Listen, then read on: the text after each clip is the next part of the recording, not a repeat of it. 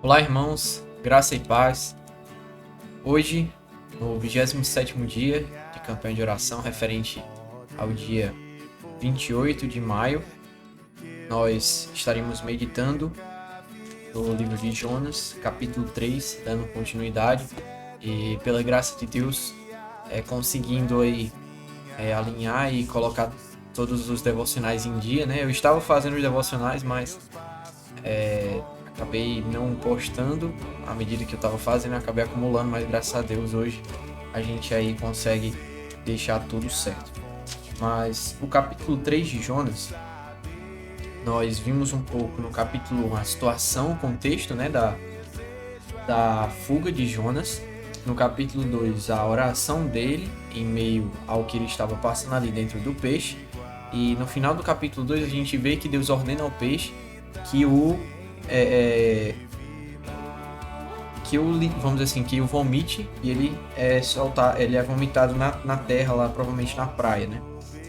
E no capítulo 3, a palavra de Deus veio a Jonas pela segunda vez, ordenando para que ele fosse a Nínive e pregasse aquilo que o Senhor tinha dito a ele.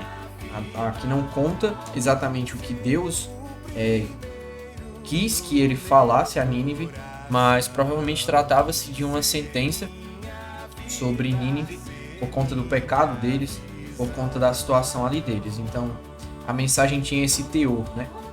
E ele dizia que, na verdade, no capítulo 4 tem um pouco. Ele dizia assim, ainda 40 dias e Nínive será subvertida, ou seja, o castigo de Deus cairia sobre Nínive. Mas é muito interessante a postura dos ninivitas. Eles provavelmente eram um povo, provavelmente não, era um povo pagão, que não acreditavam em Deus, acredito eu, que tinham seus deuses, que tinham seus pecados, e eles tinham duas opções: ou realmente dar ouvidos à palavra de Jonas, reconhecer e se arrepender, que a gente vê mais à frente que foi isso que eles fizeram, ou deixar de lado, porque já que eles não acreditavam em Deus, tinham seus próprios deuses e viviam sua vida, não tinha por que eles acreditarem nisso. Poderia ser para eles só mais um Deus, que não teria tanta importância assim. Vale lembrar que Nínive era uma cidade que não fazia parte do povo de Israel. Era uma cidade da Síria, ou seja, de outro reino. Mas no versículo 3, a palavra do nosso Deus diz que Nínive era uma cidade muito importante diante de Deus. A gente vê aí o cuidado e a preocupação de Deus também sobre Nínive. E por isso, vamos dizer assim, Deus ordenou a Jonas para que ele pregasse, né? E é interessante que os ninivitas, eles creram em Deus e proclamaram um jejum, vestiram-se de pano de saco, desde o maior até o menor. E aí chegou essa notícia ao rei, não foi nem o rei que tinha ordenado inicialmente, mas sim o povo que escutou. E aí depois do rei saber disso, o próprio rei declarou e fez uma ordenança que nem animais, nem grandes, nem homens, nem bois, nem ovelhas provem coisa alguma, nem os levem ao pasto, nem bebam água, mas sejam cobertos de pano de saco, tanto homens como animais. E clamarão, ou seja, no futuro, eu estou ordenando, vocês vão clamar fortemente a Deus e se converterão. Não é nem que se converteram no passado, realmente no futuro. E vocês se converterão, cada um do seu mau caminho e da violência que há nas suas mãos. Quem sabe se voltará a Deus e se arrependerá e se apartará do furor da sua ira, de sorte que não pereçamos. E aí no versículo 10 a gente tem o resultado do verdadeiro arrependimento do povo de Nínive. Viu Deus o que fizeram, como se converteram do seu mau caminho, e Deus se arrependeu do mal que tinha dito que lhes faria e não fez. Irmãos, a ideia desse se arrepender aqui não é um se arrepender quando, por exemplo, a gente peca, que a gente reconhece que aquilo que a gente fez realmente foi errado e procura agora fazer algo certo. Deus, ele não faz nada de errado. Claro que existe a soberania de Deus sobre tudo isso, mas a ideia aqui, vamos usar nesse termo, Deus mudou de ideia, em termos simples. Não é exatamente isso, não pode se resumir, né?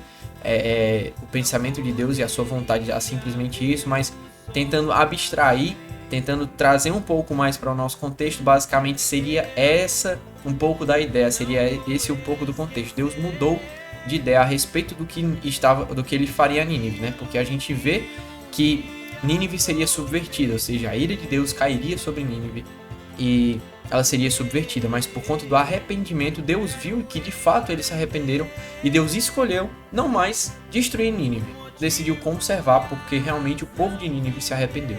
Então, a aplicação para as nossas vidas, irmãos, é que Deus, quando nós nos arrependemos sinceramente, um arrependimento que é de coração, que é verdadeiro, Deus ele nos perdoa e ele nos restaura a sorte. Ele nos levanta. A gente vê também isso na vida do próprio Jonas, quando ele reconhece a glória de Deus, ele se arrepende ali dentro do peixe. A gente vê que Deus o restaurou a sorte, o levantou do poço que ele estava, né? Livrou a alma dele da cova, da sepultura.